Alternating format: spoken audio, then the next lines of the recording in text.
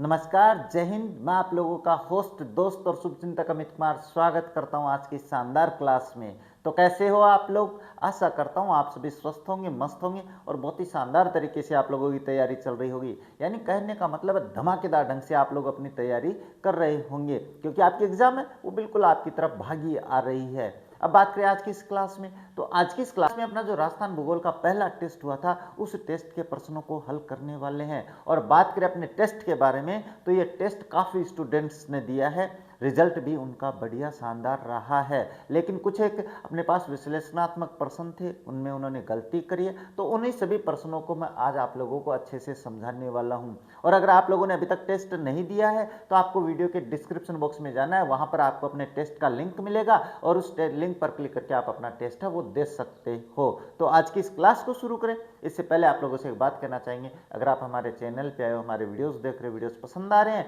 हमारे चैनल को सब्सक्राइब कीजिए, वीडियो को लाइक कीजिए, शेयर कीजिए, साथ ही बेल आइकन को भी ऑन रखिए ताकि मेरे वीडियोस की नोटिफिकेशन सबसे पहले आप लोगों के पास पहुंचे। अब ज़्यादा समय नहीं लेते, शुरू करते हैं आज की क्लास। और क्लास में मैंने बता दिया क्या हल करने वाले हैं। हम अपना जो टेस्ट हुआ था उस टेस्ट के प्रश्नों को हल करने वाले हैं। अब ये जैसे ही आप लोग उस लिंक पे क्लिक करोगे, जो मैंने बताया आपको कहाँ मिलने वाला है, आपके वीडियो के डिस्क्रिप्शन बॉक्स में मिलने वाला है। आपका जो इंटरफेस होगा वो बिल्कुल ऐसे मिलने वाला है टेस्ट का। आप चाहे मोबाइल में टेस्ट दीजिए, चाहे आप लैपटॉप में दीजिए, चाहे आपके पास कोई भी संसाधन हो, आपके पास वो लिंक ओपन होने वाला है। इंटरफेस है वो बिल्कुल ऐसे होने वाला है। अब ये जो क्वेश्चंस मैंने बनाए थे, इन क्वेश्चंस में बच्चों ने थोड़ी गलती करी है, वो गलतियां मैं सुधार देता हूं। वैसे अपने पास जो पहले वाला रिजल्ट था ना, जो पहले वाला टेस्ट मैंने लिया था, उसके बजाय ये इस टेस्ट में आपके पास इंप्रूवमेंट हुआ भाई। बहुत ही बढ़िया इंप्रूवमेंट किया आप लोगों ने, बहुत ही शानदार तरीके से किया है। लेकिन जो विश्लेषणात्मक प्रश्न थे, जैसे कथन कारण वाले प्रश्न है, उन्होंने उनमें गलती कर दी। और कुछ अपने पास जो मल्टी ऑप्शंस वाले होते हैं ना, उनमें आप लोगों ने गलती कर दी। तो आज की इस क्लास में मैं आप लोगों को समझाऊंगा, को कथन और जो कारण वाले प्रश्न है वो समझाऊंगा कि आप लोगों को कैसे करने हैं। क्योंकि आप लोगों ने जो गलती करी है वो इन कथन और कारण वाले प्रश्नों में ही करी है, तो ज़्यादा ऐसे घबराने की आवश्यकता नहीं है। मैं आज आप लोगों को समझाऊंगा कि कथन वाले और जो कारण वाले प्रश्न हैं उनको कैसे करना है और मल्टी ऑप्शंस वाले प्रश्नों को कैसे करना है। अब जब आप लोग इसको अपने पास ओपन करोगे तो इसके बाद में जैसे ही आप लिंक शुरू करते हो, है ना, आपको क्या करना है, केवल आपका नाम भरना है। नाम भरने के बाद में आपका टेस्ट है बिल्कुल ऐसे ओपन हो जाएगा और कुछ नहीं करना है। अब देखो पहला प्रश्न जो था अपने पास, अब ऐसे प्रश्नों में आप लोग घबरा जाते हो भाई, घबराना नहीं है। ऐसे प्रश्न जो होते हैं ना, ये कहने का मतलब है कि अब टेस्ट ऐसे होने लगे हैं कि आपको एक प्रश्न आ रहा है तो वो नहीं सिलेक्शन दिलाएगा, आपको उससे संबंधित सारे प्रश्न आने चाहिए। अब देखो पहला प्रश्न ही कैसा है, बढ़िया शानदार प्रश्न है। और आपकी एग्जाम में चाहे कोई भी कंपटीशन उठा के देख लेना भाई, आपके पास ऐसे ही प्रश्न आने वाले हैं। क्या है, राजस्थान में संभागीय व्यवस्था के प्रारंभ, समाप्ति और पुनरुद्धार के संबंध में कथनों पर विचार कीजिए। अब इसमें एक समस्या आ गई भाई। अब क्या कह रहा है, ये शुरुआत है अपने पास 1949 में हुई थी। किसके बारे में बात कर रहा है, ये संभागीय व्यवस्था के बारे में बात कर रहा है। अब संभागीय व्यवस्था की बात करें तो ये शुरुआत 1949 में रलाल शास्त्री, सही है भाई। दूसरी बात है समाप्ति 1961 मोहनलाल सुकाड़िया, और तीसरी है पुनः प्रारंभ 1987 हरिदेव जोशी। ये तो अपने पास मुख्यमंत्रियों का नाम है, अपने जो मुख्यमंत्री है जिनके कार्यकाल में। तो इनमें से कौन सा कथन सही है? अब देखो ऑप्शन इनमें से है आप लोगों के पास।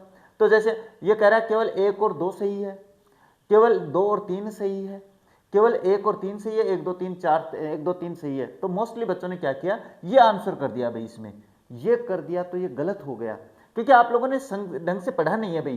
क्योंकि ये सही है, बहुत अच्छी बात है, 1949 में शुरू हुई थी, रलाल शास्त्री के समय में हुई थी।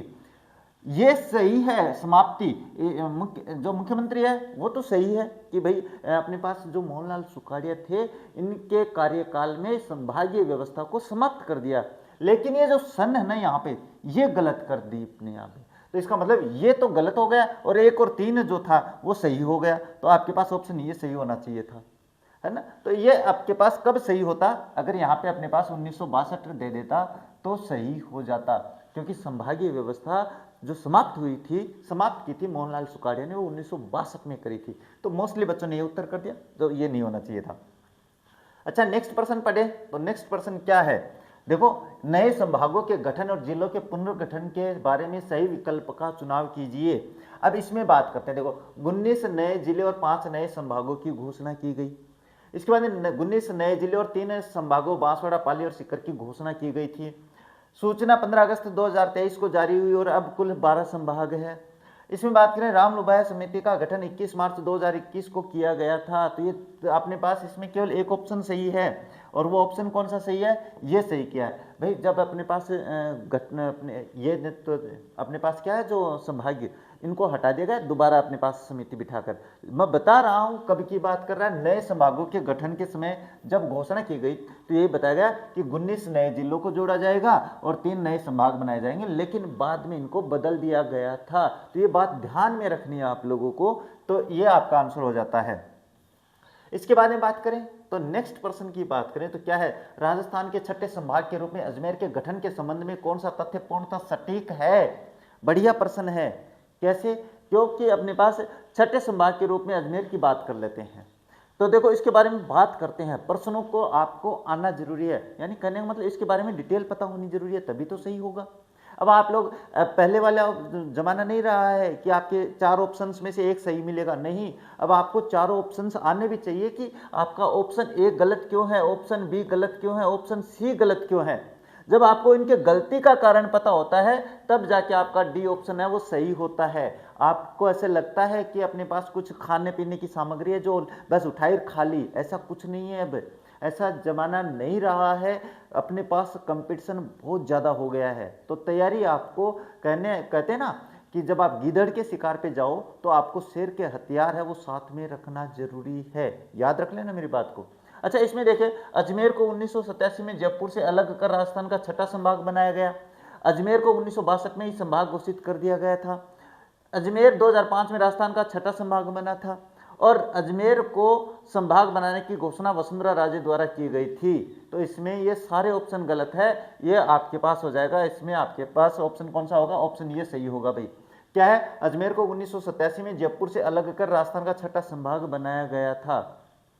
अब बात करते हैं नेक्स्ट बात करें तो नेक्स्ट आता है प्रश्न ये कि राजस्थान में वह कौन सी समयावधि थी जब राज्य में संभागीय आयुक्त का पद अस्तित्व में नहीं रहा। अब ये प्रश्न ना थोड़ा सा कंफ्यूजन करने वाला था, ये बच्चों ने गलत भी किया है, स्टूडेंट्स ने काफी ने गलत किया। इसका कारण मैं बता देता हूं।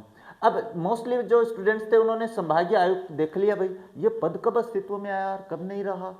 अरे तो कहने का मतलब है जब आपके पास संभाग ही नहीं रहेगा, है ना, जब आपके पास संभाग ही नहीं रहेगा तो पद कहां से आएगा। और संभागीय जो पद था, संभाग का जो पद था, संभागीय व्यवस्था जो थी, संभागीय जो व्यवस्था थी वो आपके पास 1962 में हटा दी गई, है ना। 1949 में तो इसको शुरू किया गया था और 1962 में इसको हटा दिया गया।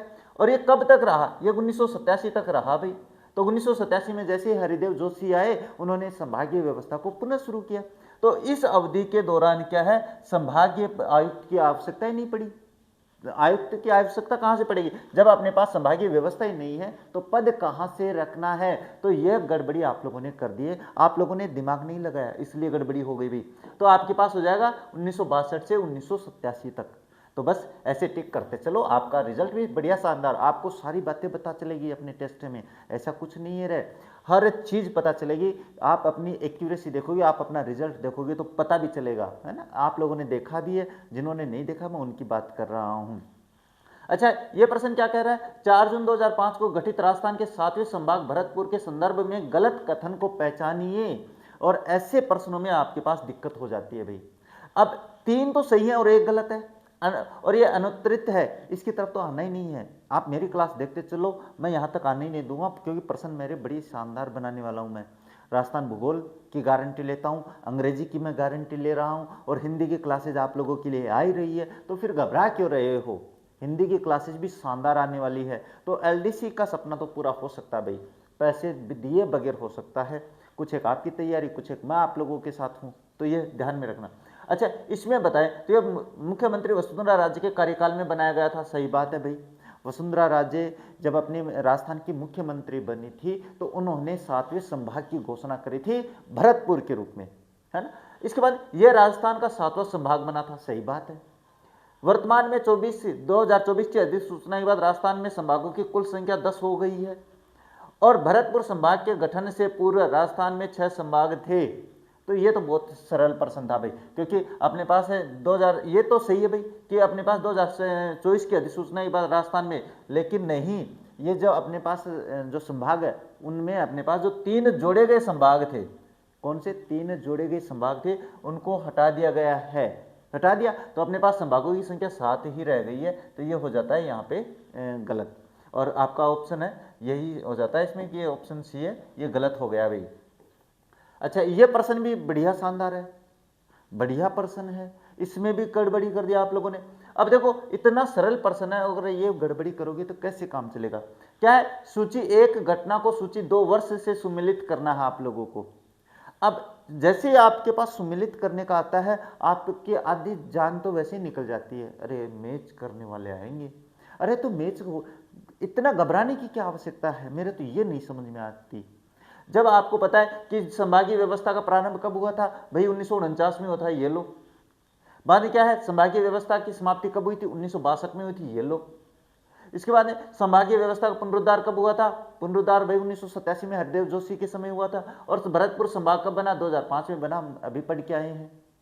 ये प्रश्न इस तरीके से याद होते हैं, तो अब देख लेना इसमें कौन सा होगा। अपने पास 1 के सामने बी, 1 के सामने बी ये रहा, 2 के सामने सी और 3, यही ऑप्शन हो जाएगा आपके पास, ऑप्शन ए सही हो जाता है। इसके बाद में बात करें नेक्स्ट, तो नेक्स्ट भी अपने पास यही है। अब गुरुजी आपने प्रश्न तो बड़े बड़े बना दिए, अरे तो आपके पास आने ही ऐसे वाले प्रश्न हैं, बिल्कुल ऐसे प्रश्न आएंगे। तो फिर तो क्या सूची 1 का मिलान करना है भाई, मुख्यमंत्री और निर्णय वाला है। तो देखो हीरालाल शास्त्री और नए संभागों की घोषणा, तो देखो इसमें हीरालाल शास्त्री संभागीय व्यवस्था की पुनः शुरुआत, व्यवस्था पुनः प्रारंभ और संभागीय व्यवस्था का समापन। तो हीरालाल शास्त्री के समय क्या हुआ था, हीरालाल अपने पास संभागीय व्यवस्था की शुरुआत हुई थी, क्या हुई थी, संभागीय व्यवस्था की शुरुआत हुई थी। अच्छा, हरदेव जोशी ने क्या किया था भाई, पुनरुद्धार किया था, पुनः प्रारंभ किया था, ये तो ये हो जाएगा। इसके बाद अशोक गहलोत ने क्या है, 3 नए संभागों की घोषणा करी थी भाई, करी है बिल्कुल अभी, है ना, पढ़े भी हैं अपन ने। तो कौन से, सीकर, बांसवाड़ा, पाली, यही तो थे। इसके बाद मोहनलाल सुखाड़िया संभागीय व्यवस्था का समापन 1962, बस इतनी सी बात है। तो फिर देख लो अपने पास हीरालाल, ए के सामने बी, ए के सामने बी इसमें है, बी के सामने सी ये रहा, इसके सामने अशोक गहलोत के सामने ए आ रखा है और डी आ रखा है, तो ऑप्शन आपका ये सही हो जाता है।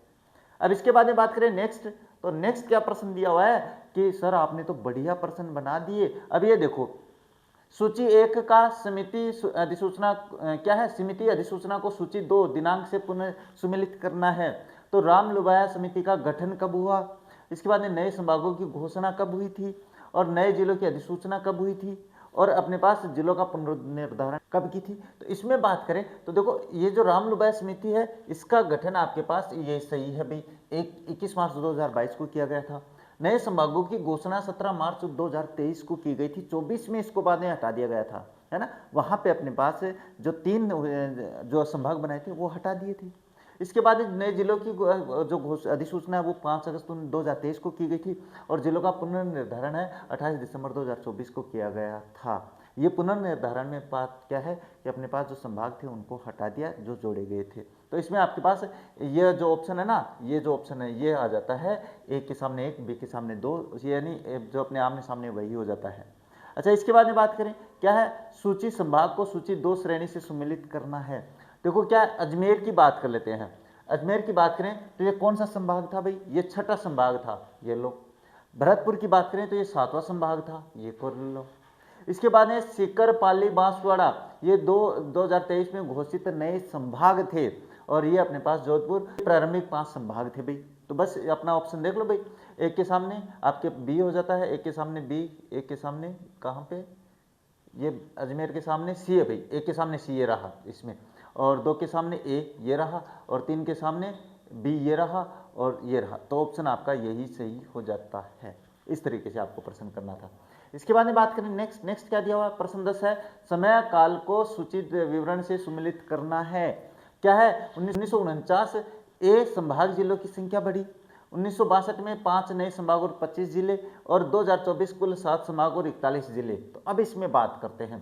तो देखो ये तो इसके सामने सही है भाई, 2024 में अपने पास कुल 7 संभाग और 41 जिले घोषणा हो गई थी, कुछ जिलों का निर्धारण किया गया था। अब 1962 में क्या था भाई, तो संभाग जिलों की संख्या बढ़ी थी, 1949 में क्या ये थी भाई अपने पास, और यह 1962 में ये हो गया था। तो आप देख लो, अपने पास ए के सामने बी आ जाएगा, बी के सामने ए आ जाएगा और सी के सामने सी, तो ऑप्शन ये सही हो जाता है। इसके बाद में बात करें नेक्स्ट, तो नेक्स्ट आपके पास प्रश्न दिया हुआ है ये कि प्रश्न कथन और कारण वाले है ना, इसमें जो आप लोगों ने गलती करी थी वो मैं बता देता हूँ, समझा देता हूँ अब मैं कहाँ पे गलती नहीं करनी है। कि कथन दिया हुआ है राजस्थान की प्रशासनिक भूगोल में भरतपुर संभाग को विशेष महत्व प्राप्त है क्योंकि अंतर्राज्यीय सीमाओं पर स्थित है। कथन सही है भाई। कथन सही क्यों है? क्योंकि अन्य राज्यों से सीमा बनाता है। अन्य राज्यों से सीमा बनाता है तो उनसे अपने पास क्या है, व्यवसाय कर सकता है, उसकी प्रशासनिक भूगोल में बिल्कुल ऐसे उन्नति हो सकती है। और ये बात करें भरतपुर संभाग की तो इसमें 3 जिले, मतलब जो जिले हैं कौन कौन से, अलवर, भरतपुर, धौलपुर, करौली, ये अपने पास अड़ोस पड़ोस के राज्यों से सीमा बनाते हैं। ये सही बात है भाई।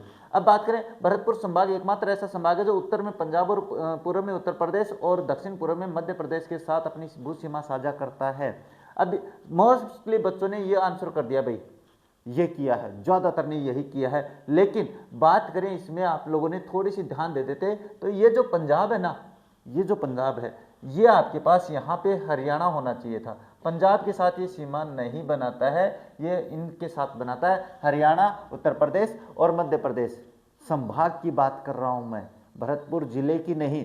तो ये संभाग इनसे सीमा बनाता है, तो इसका मतलब ये गलत हो गया। अब ये गलत हो गया तो ये देखो आप लोगों ने ये कर दिया। अब ये दोनों भी सही नहीं है, दोनों सही नहीं है, क्योंकि ये सही है ये गलत हो गया। तो आपका ऑप्शन कौन सा हो जाता? ए सही है किंतु आर गलत है, ये आपका उत्तर होना चाहिए था। अब इसके बाद में बात करें नेक्स्ट, तो नेक्स्ट बात करें तो आ रखा है क्वेश्चन क्या, कथन क्या है, राजस्थान का अजमेर संभाग भौगोलिक रूप से राज्य का हृदय स्थल माना जाता है और इसे अंतर्वर्ती संभाग की श्रेणी में रखा गया। बिल्कुल सही बात है, कथन सत्य है। राजस्थान के अन्य सभी संभागों की सीमाएं या तो किसी अन्य राज्य से स्पर्श करती है या अंतर्राष्ट्रीय सीमा बनाती है, जबकि अजमेर की सीमाएं पूर्णतः आंतरिक है। तो कारण भी सही बात है भाई, यह आंतरिक सीमा के कारण, मतलब आंतरिक जिला है, आंतरिक संभाग है, इसकी कोई सीमा नहीं बनाता है। तो ये इसकी व्याख्या भी करता है भाई, सही बताता है इसके बारे में, यही कारण है। जब तो आपका क्या हो जाएगा, ए सही है लेकिन आर इससे संबंधित नहीं है भाई। ए और आर दोनों सही है और आर ए की पुष्टि करता है भाई, बिल्कुल पुष्टि कर रहा है, बता रहा है भाई चारों तरफ से घिरा हुआ है अन्य संभागों से, तो दूसरों से सीमा नहीं बनाता, इसी कारण से तो अंतर्वर्ती जिलों में संभागों में रखा गया है इसको। तो ये सही बात आ जाती है। नेक्स्ट बात करें तो 29 कथन क्या है, 29 दिसंबर 2024 के बाद राजस्थान के प्रशासनिक मानचित्र में जिलों की संख्या 41 हो गई है।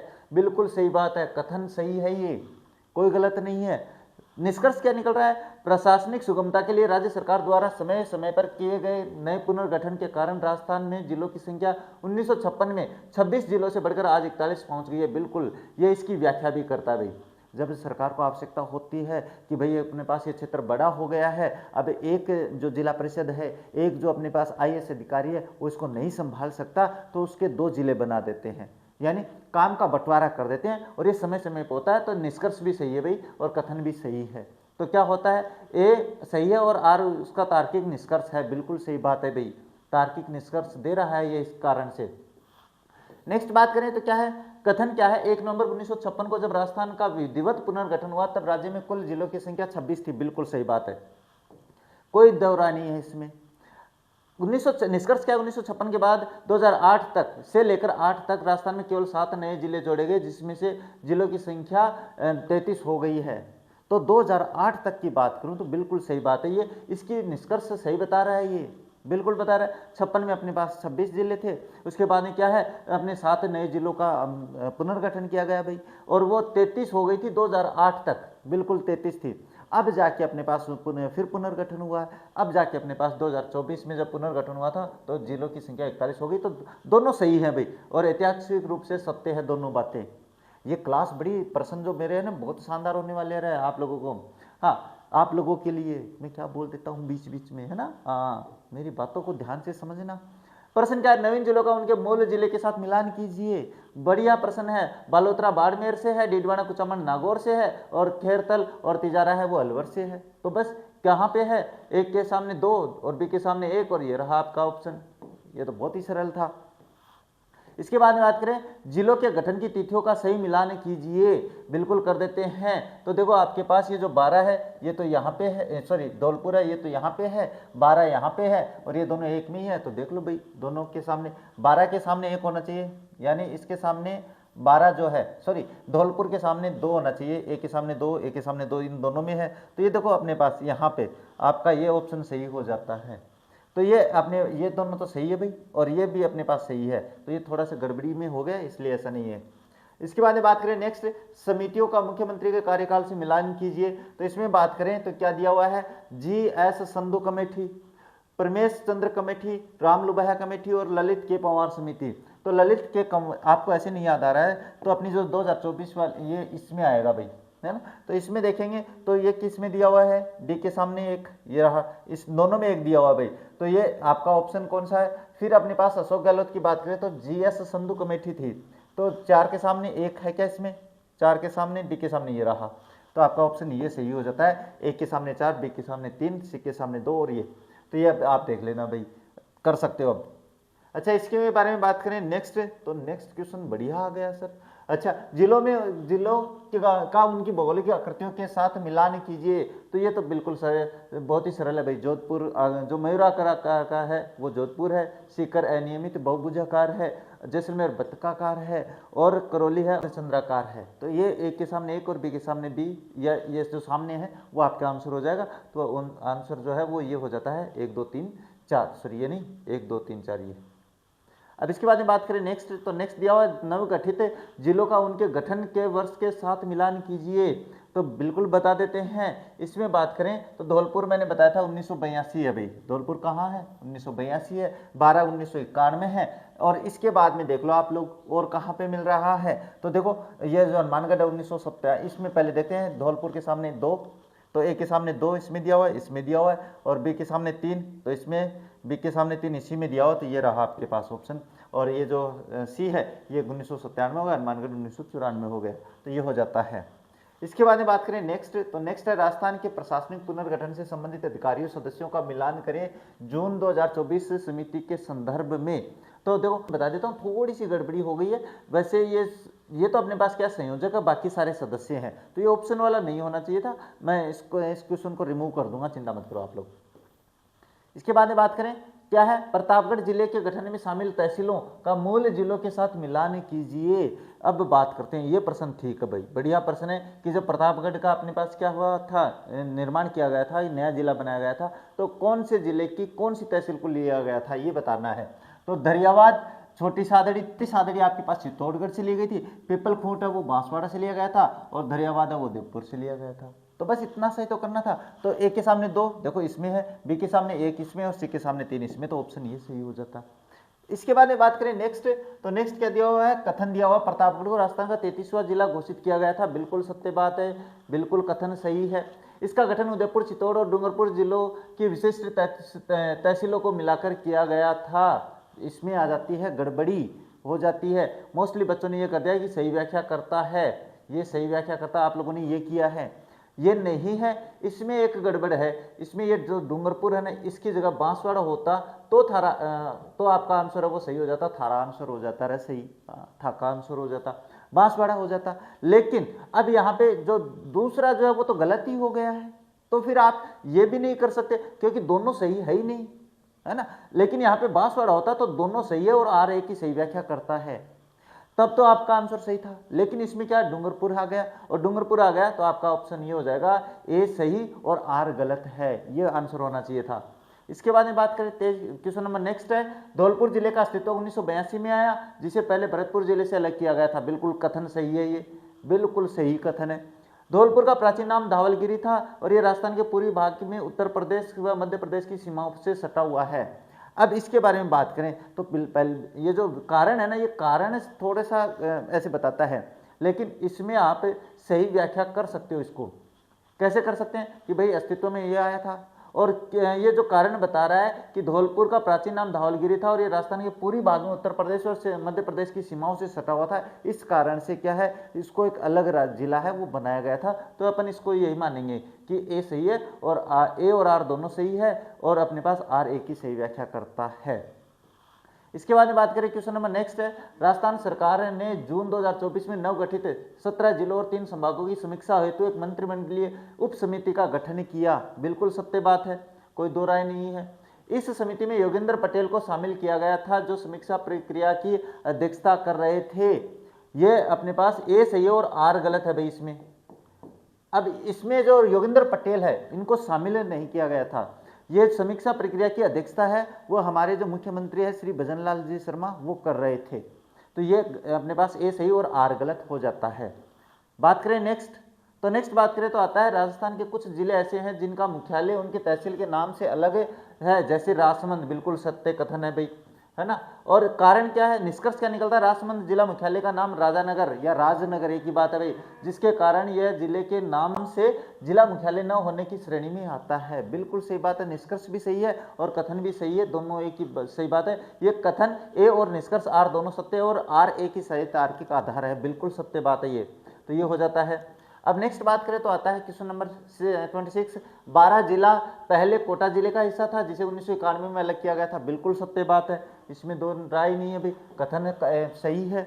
अब बात करें प्रशासनिक सुविधा के लिए राजस्थान सरकार ने समय समय पर बड़े जिलों का पुनर्गठन कर नए जिले बनाए हैं, दोनों सत्य हैं भाई। ये क्या हो जाएगा, तार्किक निष्कर्ष देता है ये तो सरल प्रश्न है भाई। अच्छा नेक्स्ट क्या है प्रश्न है, नेक्स्ट दिया हुआ है राजस्थान के प्रशासनिक भूगोल में संभागीय व्यवस्था के संदर्भ में निम्नलिखित कथनों पर विचार कीजिए भाई, है ना, विचार करेंगे, अभी कर लेते हैं।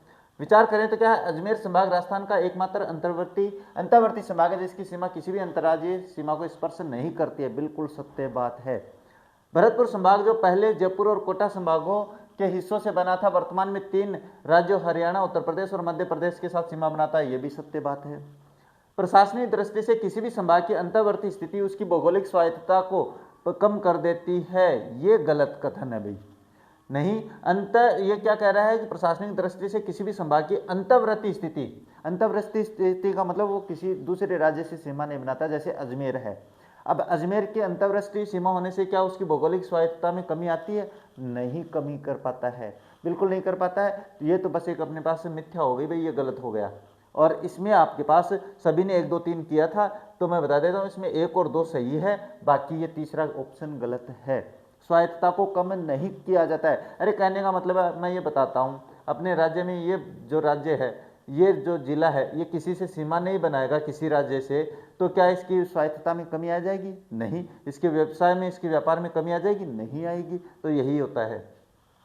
अच्छा इसके बाद में बात करें नेक्स्ट, तो नेक्स्ट या जिला पुनर्गठन के इतिहास के संबंध में सही कालानुक्रमिक क्रम है, सही कालानुक्रमिक बताएं तो देखो 1982 में ये बता दिया, पढ़ लिया, धौलपुर 1982 है, 12 1991, करौली 1997, प्रतापगढ़ 2008 सही है। अब धौलपुर ये सही है, करौली और 12 ये नहीं, ये देखो अपने पास 12 1991 और जो करौली 1997 था भाई, तो आपका ऑप्शन ए सही हो जाता है। इसके बाद में नवीन जिलों हेतु गठित समितियों के कालक्रम का सही चयन कीजिए। सही चयन करें, संधु 2011, परमेश चंद्र 2013, 18, रामलुबाया 2022 और ललित पवार 2024, ये सही क्रमी, ऑप्शन ए ही सही है इसमें। अच्छा इसमें बात करें नेक्स्ट, तो निम्नलिखित में से जिले के गठन में एक से अधिक जिलों बहुजिला के क्षेत्रों का योगदान रहा है, तो इसमें अपने पास कहने का मतलब है प्रतापगढ़ में 3 जिले थे, डीडवाना कुचामन में भी जिले लिए गए हैं अलग अलग, और स्लूमर में भी और कोटपुतली में, तो इसमें आपके पास 1 2 3 4 है, वो हो जाते हैं, सभी को अन्य अलग अलग जिलों से लिया गया है। तो इस तरीके से आपका ये टेस्ट है, बाद में यहाँ पे आके आपको सबमिट कर देना है, और आपका जो क्वेश्चन है, आपका जो टेस्ट का जो रिजल्ट है वो आपके पास सामने आ जाएगा, व्यू एक्यूरेसी के नाम से आपके पास रिजल्ट है वो तुरंत आ जाएगा, जिसमें आपको पता चल जाएगा कि आपने कितने क्वेश्चंस है वो किए गलत हैं और कितने क्वेश्चंस सही किए हैं। तो यहाँ पे आपके पास जो पहला टेस्ट था, जो कि केवल अपने पास राजस्थान के जिला परिसीमन के आधार पर ही था, और इससे बेटर जो टेस्ट है वो मुझे नहीं लगता कहीं और मिलने वाला है। कुछ एक जो प्रश्न है उनमें अपनी सुधार करने की आवश्यकता है, तो उनको मैं आप लोगों को सुधार कर वापस अपलोड कर दूंगा यही टेस्ट। इसमें आपको कुछ और करने की आवश्यकता नहीं है, लिंक वही रहना है, आपको लिंक पे क्लिक करना, अपना टेस्ट देना है, और टेस्ट देने के बाद में आपको अपना रिजल्ट अवश्य देखना है। तो बस आज की क्लास को यहीं पे कंप्लीट कर देते हैं और मिलते हैं अपनी नेक्स्ट क्लास में। तब तक देखते रहिए हमारा चैनल। जय हिंद, जय भारत।